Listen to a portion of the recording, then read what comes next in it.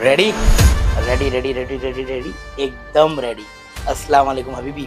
जैसे कि अगर आपको टीएमसी प्रॉपर्टी लेनी हो MahaRERA approved from Mumbra station to Shilphata, तो आपको पेमेंट करना होगा 1% पेमेंट प्लान पे आप फ्लैट बाय कर सकते हो, जिसमें आपका डाउन पेमेंट एक होता है। डाउन पेमेंट देने के बाद एवरी मंथ का आप 1% पेमेंट प्लान पे फ्लैट खरीद सकते हो।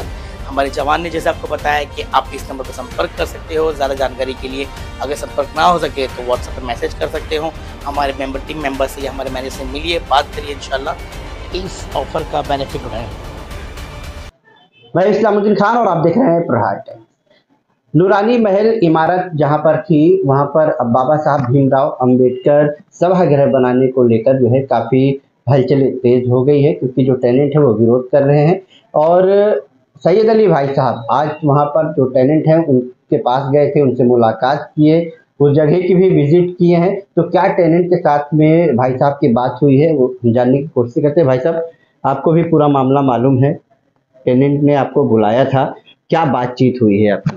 मैं वहाँ पे गया तो वो नूरानी मंजिल जो है बहुत पुरानी इमारत है, मतलब काफ़ी पुरानी, शहर के अंदर लास्ट आरसीसी की बिल्डिंग वही थी। तो वहाँ के लोगों ने ये चीज़ को रखा कि इस तरीके के हमारे साथ हुआ है, तो उसके पहले वहाँ पे पूजा हो गई। तो बहरहाल ठीक है, पूजा हुई, उससे हमको वो नहीं, शिकायत नहीं है। लेकिन ये इतना बड़ा मामला हो गया है शहर के अंदर कि इसके अंदर विवाद काफ़ी बढ़ते जा रहा है इस्लामुद्दीन में, क्योंकि सर्वे नंबर की कुछ हेर फेर है, ऐसा जो लग रहा है पूरी तरीके से। क्योंकि प्रेजेंट जो है वो 29/1A प्रेजेंट है ना, उसके ऊपर उन्होंने दिया है।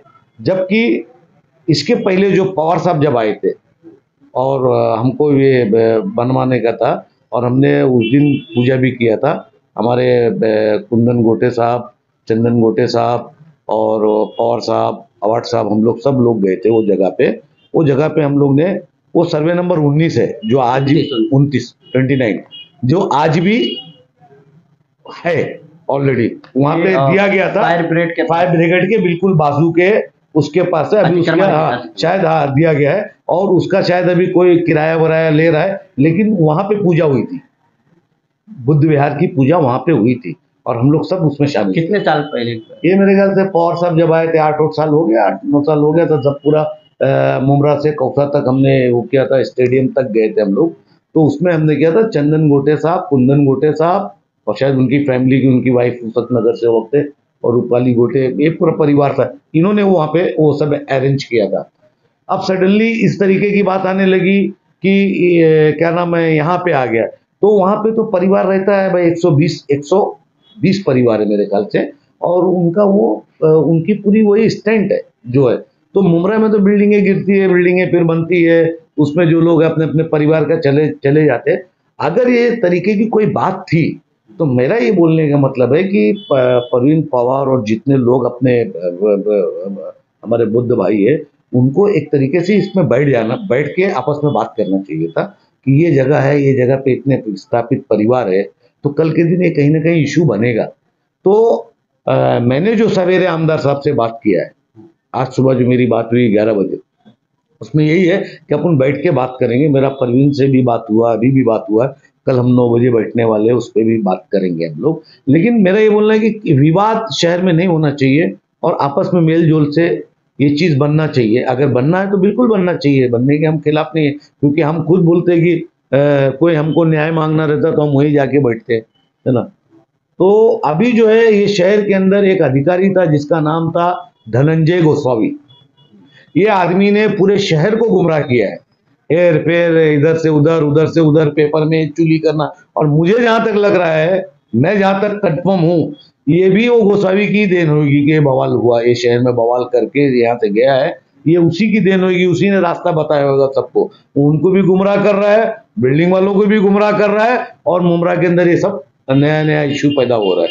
तो मैं ये बोलता हूँ कि बिल्कुल भी द्वार बनाइए, लेकिन सरकार से अच्छी जगह लो, या इनको भी जो लोग है जो इमारत में रहते थे, जिनकी वहाँ दुकानें, बौद्ध समाज के लोगों का ये कहना है कि ये सरकार ही मनपा ही बनाकर उनको देगी, उनका किसी से ऐसा कुछ विवाद नहीं है। सर, मनपा ही जो है उनको बनाकर दे रही है, बजट दे रही है, बजट आमदार दे रहे हैं यहाँ के। 15 लाख रुपया बनाने के लिए? अब मुझे ये नहीं मालूम है, परवीन पवार ने कहा है कि आमदार साहब ने दिया, मुझे नहीं मालूम। मेरी जो बात हुई उसमें आमदार साहब ने मुझे नहीं बताया। बहरहाल ठीक है, अगर महानगर पालिका बना के दे रही है तो कोई झगड़ा नहीं है, कोई इशू नहीं है। महानगर पालिका आवे वहाँ काम करे तो फिर पता चल जाएगा कि कैसे क्या है।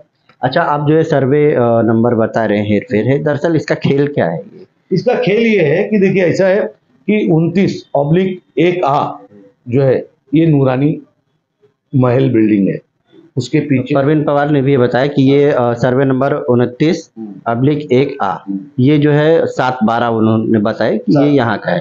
लेकिन जो वो काम करने के लिए जो ओसी उनको मिली है मनपा के तरफ से, उसमें सर्वे नंबर 29 है। तो ये सर्वे नंबर 29 जो है ये दरअसल कहाँ का है? ये वो वही जगह है जहाँ पे हमने भूमि पूजन किया था। अच्छा, पवार साहब, अवार्ड साहब, वहाँ के काम करने के लिए, वहाँ के काम करने का वो है। इसमें कुछ ना कुछ मिस्टेक हुई है, चाहे वो कॉरपोरेशन से हुई हो, चाहे गोस्वामी ने गड़बड़ किया है। लेकिन हमको याद है कि वो जगह पे बुद्ध विहार बनने वाला था, उसके लिए अवार्ड साहब ने निधि का भी कुछ बंदोबस्त किया था। और वो जगह के ऊपर चंदन गोटे, कुंदन गोटे और रूपाली और उनकी जो वाइफ थी जो डेथ हो गई है, वो लोग ने वहाँ पे पूजा रखा था, वहाँ पे मूर्ति रखी गई थी, मैं ना, और वहाँ सब तैयारियां हुई थी। तो मेरा ये बोलने का मतलब है कि आपस में बैठ के इस चीज़ को बात किया जाए और एक रास्ता निकाला जाए। तो मीटिंग जो होने वाली है आप लोगों के बीच में, तो उसमें कौन कौन शामिल होने वाले हैं? मेरे यहाँ ख्याल के से विधायक भी हैं उसमें शामिल? बिल्कुल बिल्कुल विधायक साहब को तो रहेंगे, क्योंकि शहर का बड़ा इशू है, ये बहुत बड़ा इशू है। और इसको कोई गलत लोग गलत तरीके से सामने अगर लाएंगे, हम तो यहाँ साथ में रहते हैं, हमारे सब साथी है जितने भी लोग हैं इसमें, ना, चाहे ये पक्ष हो चाहे वो पक्ष हो, दोनों है। मीटिंग कल 9 बजे मेरी, और कल रात में 9 बजे की थी मीटिंग। तो मैं जब वहाँ से आया था आपके यहाँ से इंटरव्यू देके तभी हो जाती थी, लेकिन मैं कल वहाँ चला गया। अभी कल 9 बजे का टाइम रखा ही है। मेरी आमदार साहब से भी बातचीत हुई, आमदार साहब भी इसमें कुछ बातचीत करेंगे, लेकिन शायद आज वो दिल्ली जाने वाले, शायद दिल्ली गए, 2 दिन के बाद आएंगे तो उस पर बातचीत होगी। तो लेकिन हम लोग बातचीत करके इसका हल निकालेंगे। मतलब आप लोग बातचीत करोगे? मुझे पूरी उम्मीद है कि हम बातचीत के माध्यम से इस चीज को आपस में तय करें, क्योंकि वो लोग भी, जितने लोग हैं वो समझदार है, ऐसा नहीं कि वो कोई गैर समझ के लोग हैं। इंशाल्लाह ताला वो रास्ता निकल जाए। वो लोग भी कह रहे हैं कि इसकी बातचीत करके कोई जिद की बात नहीं। लेकिन हम क्या डर रहे हैं, हम डर रहे हैं या वो भी डर रहे हैं सिर्फ इसके लिए कि जो गलत लोग जो प्रचार प्रसार फैला रहे हैं ना शहर में, और शहर में अलग माहौल जो बना रहे हैं ना, ऐसा नहीं है हमारे शहर में। हमारे शहर में अगर कुछ है तो बात विवाद है तो भी हम बैठ के तय कर लेंगे।